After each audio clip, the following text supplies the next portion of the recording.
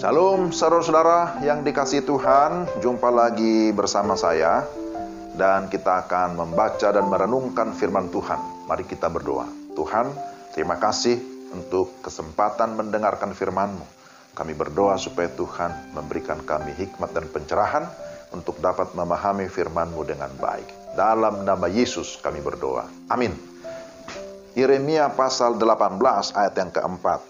Apabila bejana yang sedang dibuatnya dari tanah liat di tangannya itu rusak, maka tukang periuk itu mengerjakannya kembali menjadi bejana lain menurut apa yang baik pada pemandangannya. Demikian Yeremia 18 ayat yang keempat. Tema kita, proses pembentukan Tuhan. Saudara-saudara, hidup adalah sebuah proses. Kita mengalami proses pembentukan dari Tuhan. Selama kita masih di dunia, kita diperhadapkan dengan berbagai situasi ataupun peristiwa. Kita dibentuk oleh Tuhan yang digambarkan seperti tukang periuk yang membuat bejana dari tanah liat di tangannya. Sebagai orang percaya, kita hidup di tangan Tuhan. Berarti kita mengalami proses pembentukan dari Tuhan.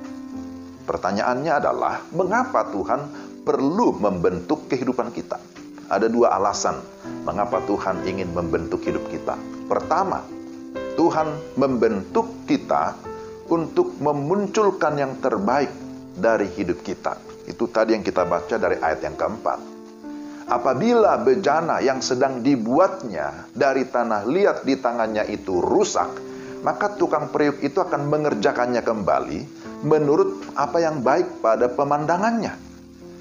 Yeremia mendapatkan pelajaran berharga dari tukang periuk, bahwa di tengah kondisi bangsa Israel yang mengalami banyak goncangan, Yeremia memahami alasan dibalik semuanya, bahwa Tuhan membentuk umatnya melalui pelbagai peristiwa untuk memunculkan yang terbaik dari umatnya.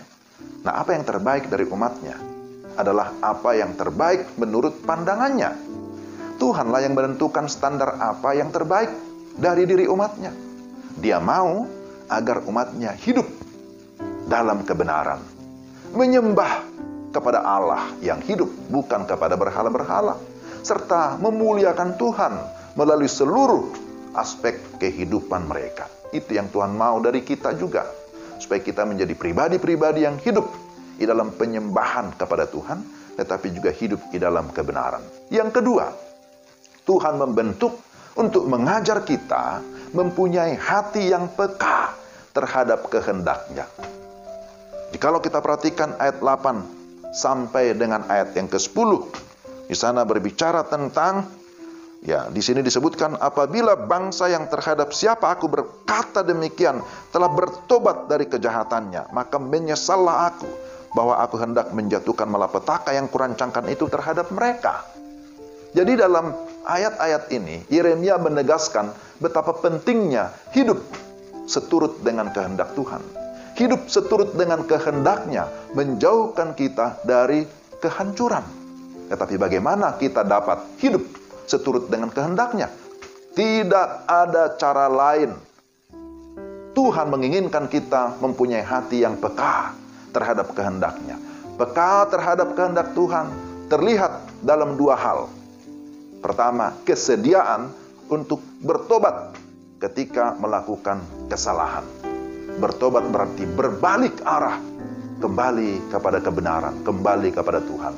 Dan yang kedua, kesediaan hati untuk mengikuti rencana Tuhan. Kepekaan ini bertumbuh seiring dengan keakraban atau keintiman relasi dengan Tuhan. Tidak mungkin kita mengalami kepekaan kalau kita tidak memiliki hubungan yang intim dengan Tuhan. Tidak ada jalan praktis dan cepat menuju kepekaan. Yang ada adalah sebuah proses, sekalipun perlahan, tetapi itu pasti.